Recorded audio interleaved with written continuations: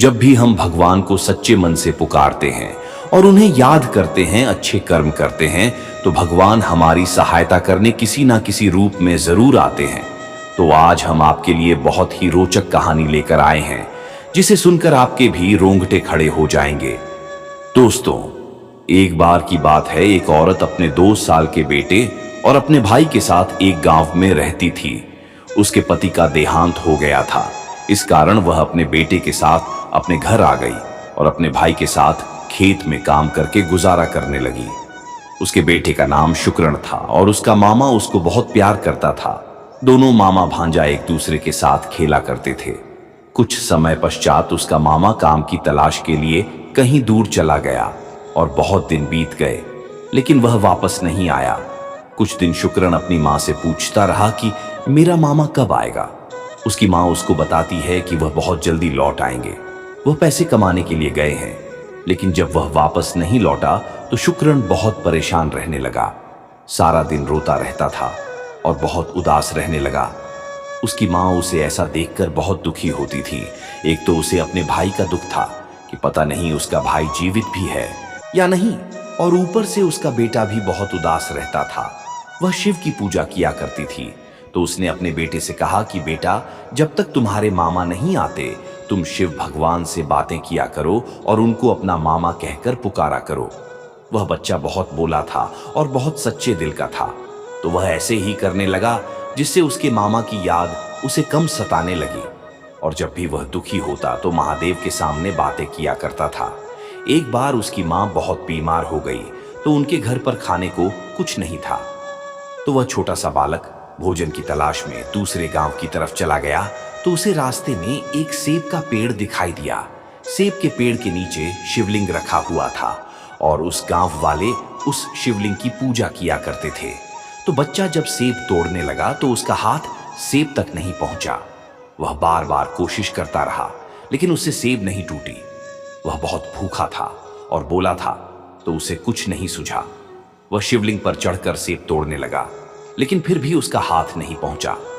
इतने में कुछ गांव वाले वहां पर आ गए और उन्होंने शुक्रण को बहुत जोर से धमकाया और कहा कि तुमने यह क्या कर दिया, भगवान तुम्हें माफ नहीं करेंगे और साथ में हमारे गांव वालों को भी इसकी सजा मिलेगी। तुम शिवलिंग के ऊपर क्यों चढ़ गए। लेकिन दोस्तों, वह बालक गर्मी की वजह से पसीने से लथपथ था। जब वह शिवलिंग पर चढ़ा तो कुछ पसीने की बूंदें शिवलिंग के ऊपर गिर गई, जिसे देखकर भगवान को उस पर बहुत दया आ गई कि मेरा भक्त भूखा प्यासा फिर रहा है। पसीने से कैसे भूखा प्यासा फिर रहा है। शुक्रण गांव वालों के चिल्लाने से बहुत डर गया और वह वहीं बैठकर रोने लगा।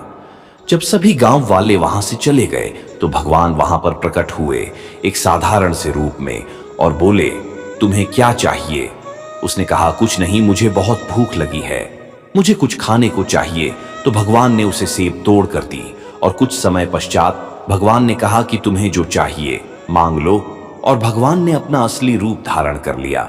तो बच्चे ने कहा कि मेरी मां को ठीक कर दो, वह बहुत बीमार है। और भगवान ने कहा, बस इतनी सी बात, कुछ और मांग लो। तो उसने कहा कि मेरे मामा वापस आ जाए। तो भगवान ने उसको कहा कि बहुत जल्दी तुम्हारे मामा वापस आ जाएंगे।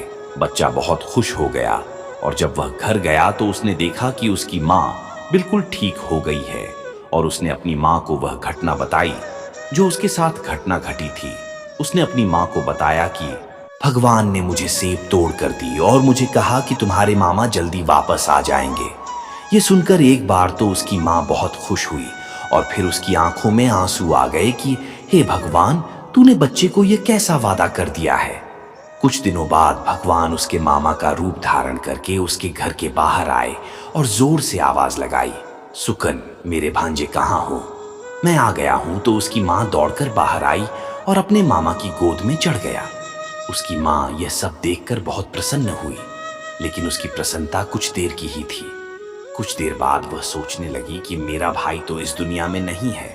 जब रात हो गई तो वह समझ गई कि यह मेरा भाई नहीं है, ये खुद भगवान उसका रूप धारण करके आया है। तो वह भगवान के पास जाकर उसके चरणों में बैठकर जोर जोर से रोने लगी। जब भगवान ने उसको देखा और कहा, तुम्हारा बेटा बहुत अच्छा है, मैं तुम्हारे बेटे के कोमल मन से बहुत प्रसन्न हूं, तो मुझे आना ही पड़ा। नहीं तो मेरा किया हुआ वादा झूठ हो जाता। अगले दिन सुबह भगवान शुक्रण से कहता है कि मैं शहर वापस जा रहा हूँ। पैसे कमाने के लिए वहां पर मेरा बहुत बड़ा काम है, मेरा जाना जरूरी है। जब भी तुम्हें मेरी याद आए तो तुम मुझे दिल से पुकार लेना, मैं तुम्हारे पास जरूर आ जाऊंगा। और ऐसा कहकर महादेव वहां से चले जाते हैं और उस बच्चे और महादेव का रिश्ता जन्म जन्मों का जुड़ जाता है। तो दोस्तों, देखा कैसे जब हम सच्चे मन से भगवान को पुकारते हैं तो वह चले आते हैं।